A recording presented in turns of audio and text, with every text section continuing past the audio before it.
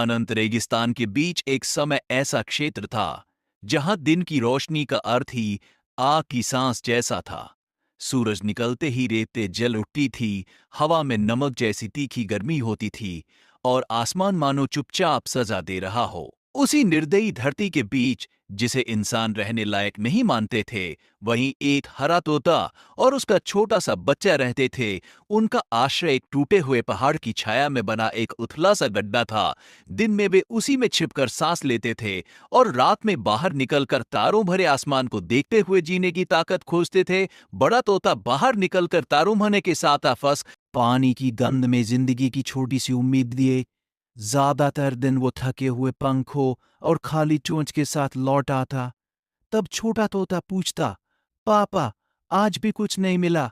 बड़ा तोता उसके सिर पर पंख फेरते हुए कहता, आज नहीं, कल जरूर। एक दिन छोटा तोता और चुप न रह सका। तेज धूप में उसके पंख कांप रहे थे, आंखें जल रही थी। उसने कहा, पापा, हम यहीं क्यों रहते हैं? क्या रेगिस्तान हमसे नफरत करता है? ये सवाल बड़े तोते को भीतर तक छू गया। वह देर तक आसमान की ओर।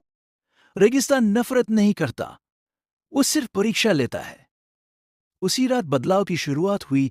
शादनी में रेगिस्तान का रूप अंशु। दिन की आग जैसी धरती ठंडी होने लगी। पत्थरों पर ओस जम गई। हवा में एक शांत सुकून भरी ठंडक तैरने लगे। छोटा तोता हैरान रह गया। जहां दिन में कुछ भी नहीं था, वह रात में पानी जन्म ले रहा था। वो दौड़कर बड़े तोते को बुला लाया। दोनों समझ गए रेगिस्तान सिर्फ छीनता नहीं, वो दोनों ने नए तरीके से काम शुरू किया। तिनी से बचकर रात को अपना दोस्त बना लिया। शादन शिव, ताकि रात की ठंडक कैद हो जाए। शुरुआत में असफलता उनका रोज का साथी थी। गड्ढे ढह जाती, रेत सब ढक लेती, आंधियां सब कुछ उड़ा ले जाती।